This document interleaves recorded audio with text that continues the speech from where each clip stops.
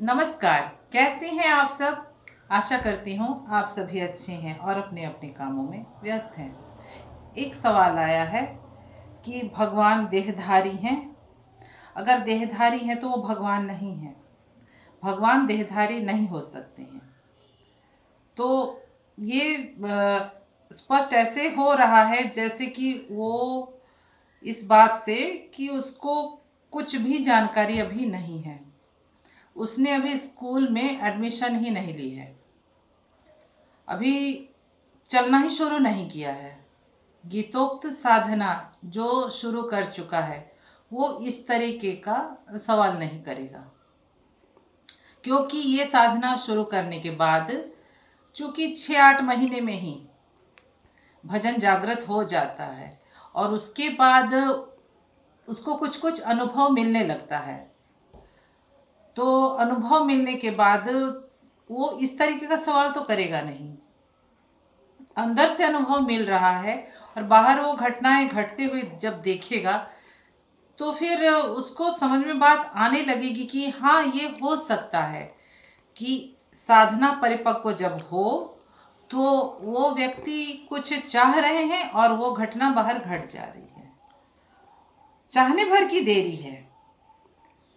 एक साधक और जो साधना 50% भी कर चुका है, दूरी अगर 50% भी तय कर चुका है ना, तो वो कुछ चाहता है तो वो हो जाता है, वैसे ही हो जाता बाहर। किसी की बुराई के बारे में बात मैं नहीं कर रही। तो जिसने ये सवाल किया है वो चलना शुरू नहीं किया है, तभी वो इस तरीके का सवाल कर रहा है।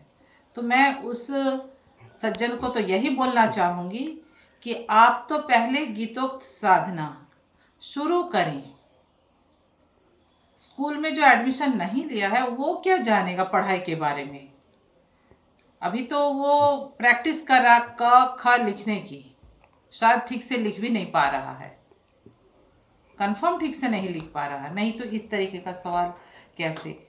क्यों नहीं, जब कच्छप अवतार हो सकता है, कूर्म अवतार हो सकता है, मत्स्य अवतार हो सकता है, सभी कुछ अवतार में ही है।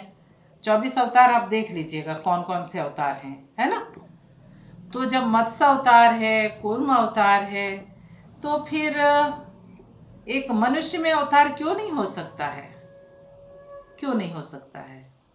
अवतार वैसे भी बाहर ऐसे क्या लगता है आपको, 4 हाथ 4 पैर वाले कोई आ जाएंगे, आप उनको देखेंगे तो आप बोलेंगे ये तो अस्वाभाविक है। इस तरीके का अवतार थोड़े ही ना कहीं आपको दिखाई देगा। वो अंदर की वस्तु है। जब साधना पूरी होती है ना साधक की, तो अंदर में भगवान जी आपको सारा कुछ बताएंगे। और जैसे कुछ दूरी तय करने के बाद से जागृत हो जाने के बाद तो आपको कुछ कुछ जैसे मन में भाव उठ रहा है ना, उधर आप जैसे देखेंगे बाहर इच्छा पूरी हो रही है। मतलब हमने किसी से कहा नहीं उसको पूरी करो, लगता फिर कैसे पता चला।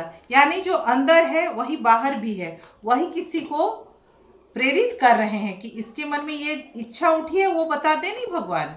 बस उसके मन में भी एक इच्छा होती है कि अब मैं कुछ अपना ही अनुभव बताती हूँ कि मैं 4-6 साल हो गया था जब ध्यान करते करते। तो एक दिन मेरे मन में इच्छा हुई कि सुबह में उठी तो गुलाब जामुन मने होने से खाती, ऐसी इच्छा मन में उठी। तो मैं अपने पिताजी को आकर के बोल रही हूँ कि पापा आज गुलाब जामुन खाते हैं। तब बोले ठीक है,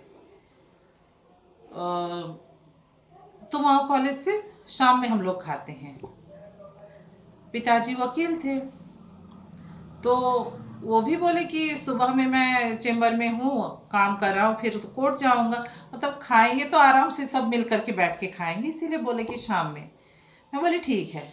मैं फिर नहा धो करके पूजा पाठ करके फिर कॉलेज के लिए तैयार होकर के अब जाऊँगी।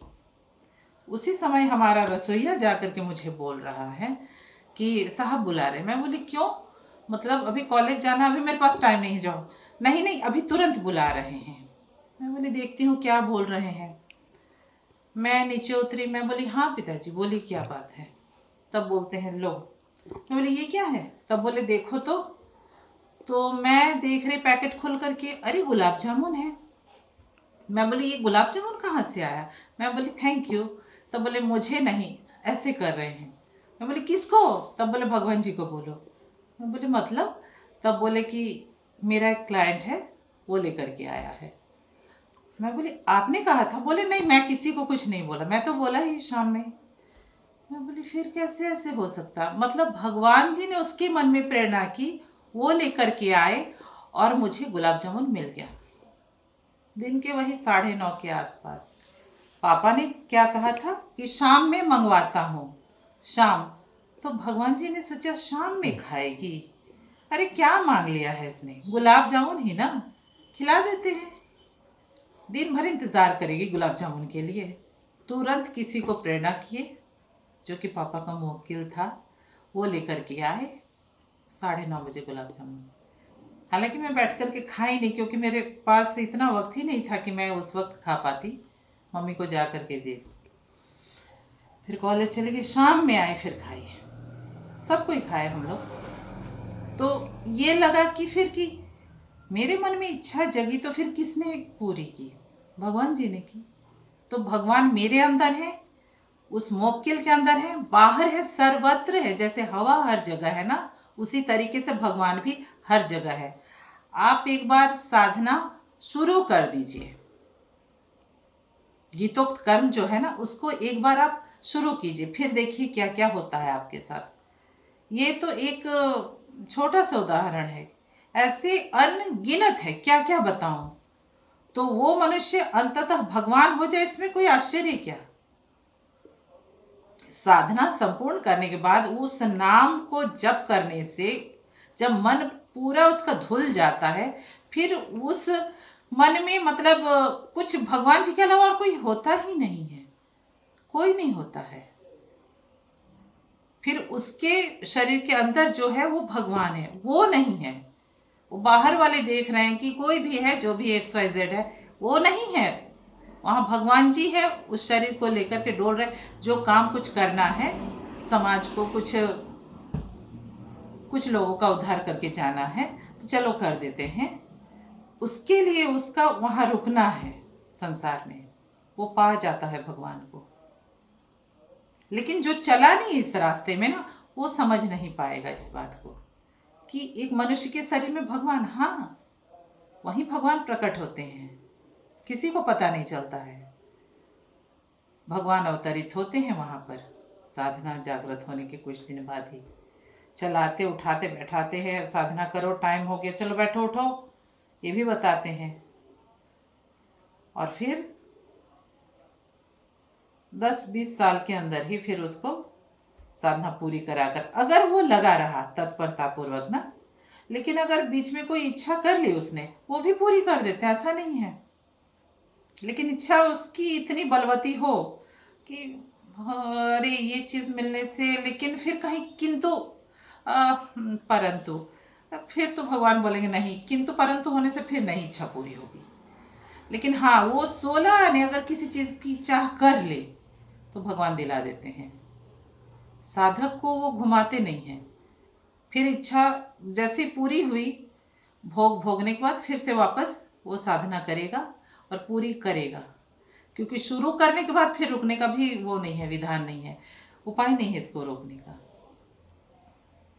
अगर इस दरमियान देह यात्रा पूरी हो जाती है तो अगले जन्म में फिर से वहीं से शुरू करेगा।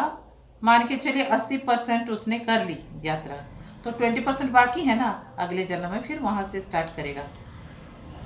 20% बाकी जो बचा है उसको पूरी करेगा, बहुत जल्दी पूरी कर लेगा उस जन्म में। हम लोग भी देखते हैं कोई कोई बचपन से ही साधु बन जाते हैं, ऐसे ही लोग बचपन से, क्योंकि वो 80% करके रखा है। अब थोड़ी सी साधना बाकी पूरी कर लेगा, बस हो गया। वही व्यक्ति ईश्वर है, अलग से ईश्वर है। हाँ वहाँ भी है, कण कण में व्याप्त है परमात्मा, हर जगह है, मनुष्य में भी है।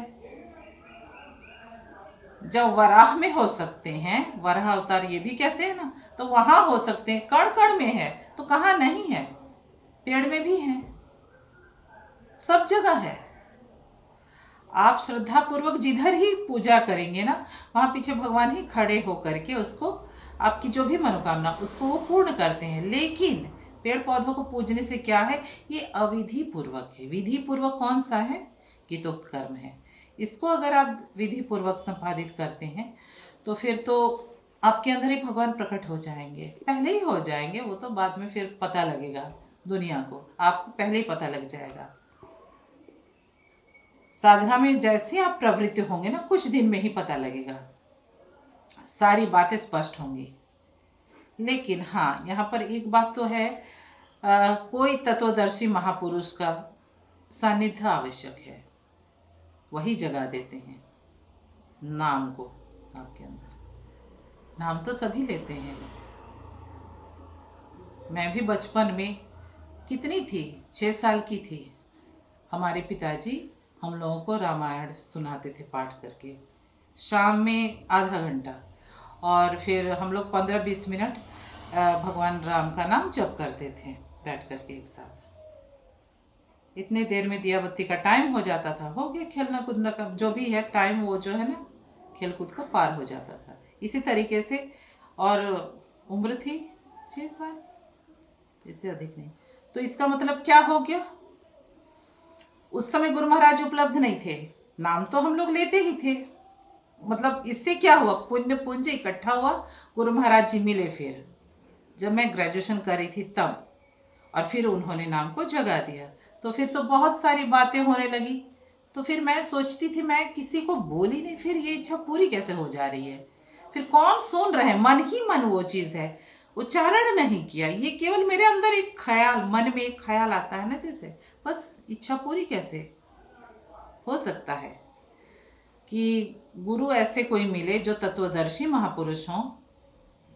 तो ये सब कुछ है ही नहीं, ये कोई बड़ी बात थोड़ी ही है कि इच्छा पूरी हो गई, ये हमने इच्छा की, वो इच्छा की, भगवान मिले तो बात बने, वो अनुभव आ जाए भगवान, तो बस हो गया उसका।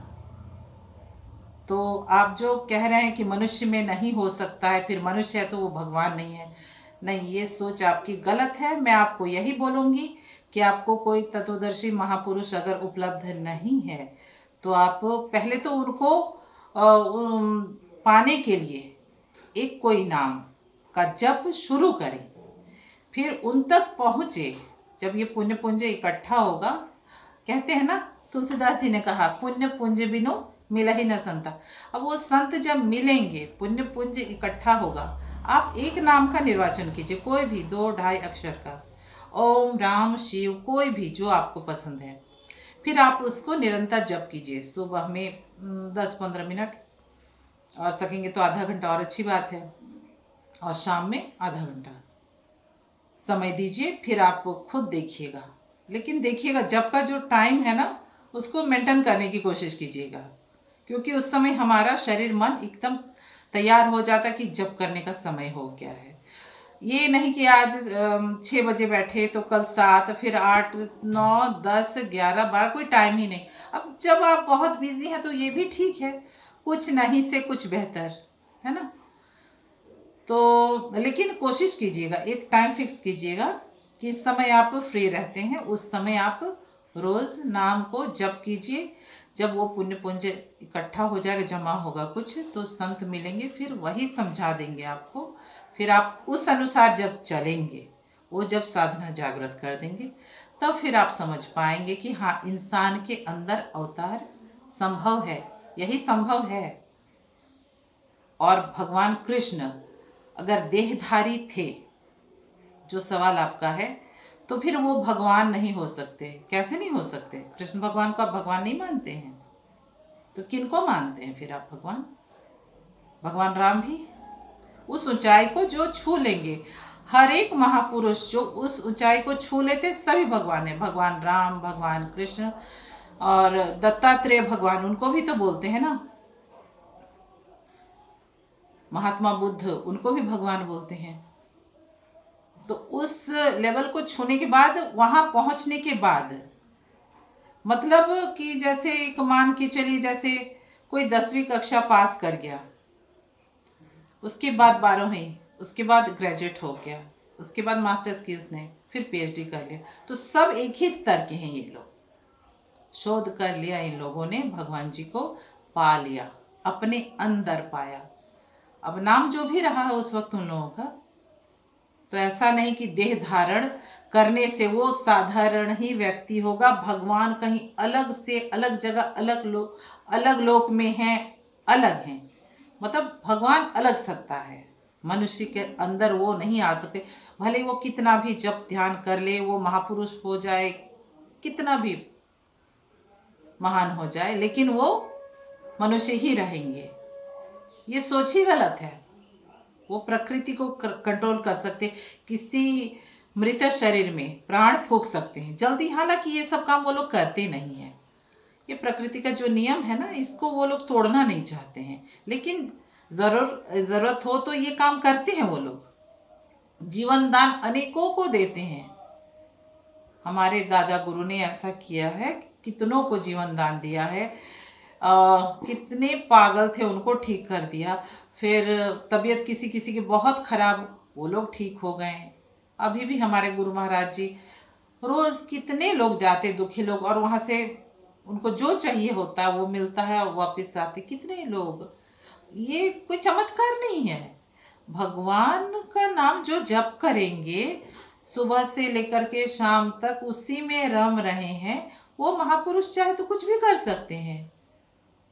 जब छोटा छोटा साधक कर सकता है तो इतने बड़े महापुरुष, पूरे जीवन इन लोगों ने साधना में ही व्यतीत कर दी। उसके बाद भगवान को पा लिया। उसके बाद रहने के लिए इनका यही है कि कुछ लोगों का भला हो जाए, कल्याण हो जाए। अपना तो कर ही लिया, लोगों के लिए है ये लोग। तो ईश्वर स्वरूप है। शिव कौन है? कल्याण स्वरूप महात्मा। सारे लोग शिव स्वरूप हैं। ठीक है, मंदिरों में भी हैं, कण कण में व्याप्त है परमात्मा, तो वहां भी हैं। तो इसीलिए ये सोचना कि एक मनुष्य में हो सकते हैं, नहीं हो सकते। अगर मनुष्य में है तो फिर वो मनुष्य ही है, वो भगवान नहीं हो सकते। कितने भी महापुरुष बड़े हों, चाहे कितना भी जन्म जन्म से साधना कर रहे हैं, पूरा जीवन उसी में लगा दिया, फिर भी वो मनुष्य ही रहेगा। कितने भी अच्छे हैं, नहीं। आप साधना कीजिए, आपको सब कुछ पता लगेगा। उसके पहले मैं कितना भी बोलूँ ना आपको, और भी बहुत सारी बातें हैं, अपना ही अनुभव है, वो सब कुछ बोलूँगी तो 6-8 घंटे तो लग ही जाएंगे। बाद में कहूँगी, आपसे सिर्फ इतना ही आग्रह है, आप यथार्थ गीता को ले आए और कहीं से भी खरीद करके, और फिर उसको अध्ययन कीजिए और फिर उस रास्ते में चलिए। 1 साल कम से कम गीतोक्त साधना कीजिए, गीता के अनुसार जो कर्म है उस कर्म को कीजिए। फिर 1 साल बाद मैं आपसे बात करती हूँ। आज के लिए इतना ही। धन्यवाद।